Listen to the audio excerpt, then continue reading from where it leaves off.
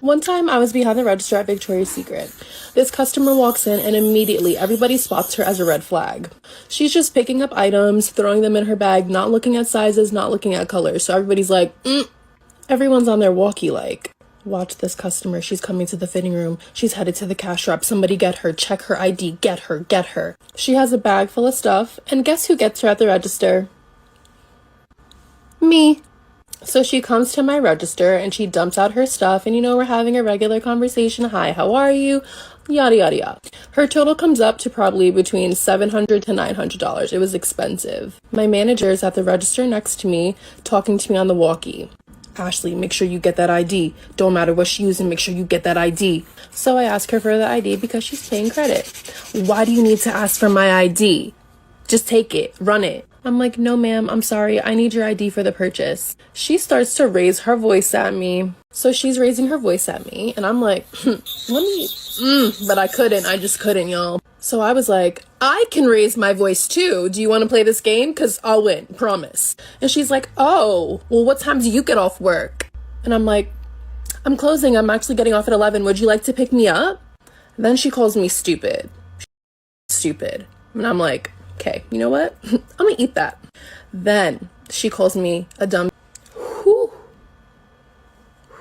So I took a deep breath.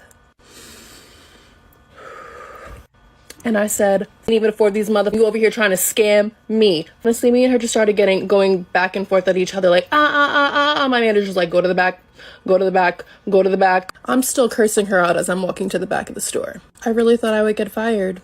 But actually, here's a story time on my savage mom. So I was really bored because my sister was at Great Wolf Lodge for a birthday party with her friend, and so my mom and I decided to go to the mall. So we arrived, we walked in, and we decided to go get some Auntie Anne's pretzels. The worker was like, oh, is that your daughter? And my mom was like, yeah, why? And I was like completely confused because I was like, maybe 8. And he was like, oh, well, it doesn't look like it. I think I might have to call the cops. My mom like flipped out, like, I don't know. And she was like all going off of him and like being rude. And he was like, I don't like your personality. And my mom like completely roasted him. And she was like this. Yeah, well, I have multiple personalities and none of them like you. And the man got arrested for adoption abuse.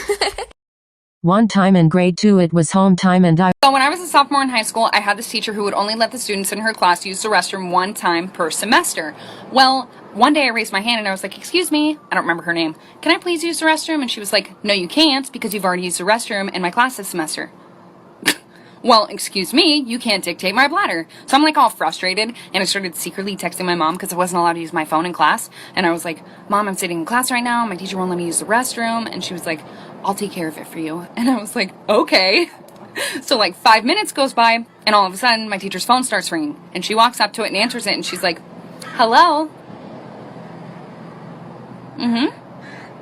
Yeah. Okay, thank you.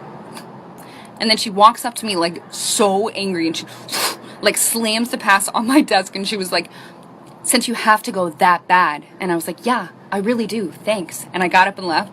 I didn't even have to go to the bathroom. It was just the principle of it. I just roamed the halls.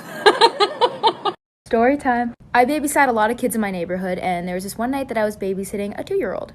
It was around 10 o'clock at night, so the kid was sleeping, and I was just sitting in the living room. In the living room, there was a big TV, a couch, and then behind me, it was a wall with a giant window. So it was really late at night, I had nothing to do, so I was Snapchatting my friends. If you Snapchat anybody, I'm sure you know that sometimes you Snapchat really fast. You don't even know or look at what you're sending. I was mass snapping all my friends, and then one of them replied 10 minutes later. And he said, who's that guy behind you?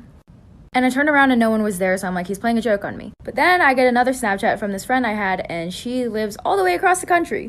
They don't know each other. And she said, I think there's someone outside. So I was really freaked out because I was alone. There was a giant window behind me. Apparently there was someone outside. I wasn't gonna call the child's parents because I didn't want to freak them out, but I was scared. So then I went around the house, locked all of the doors. Sorry, it's a really long story, like for part 2. Part 2. So yeah, there was a guy outside the window. Couldn't put my phone So down. yes, I did lock all the doors and everything. I made sure everything was secure. It's I all the closed same the to me. blinds.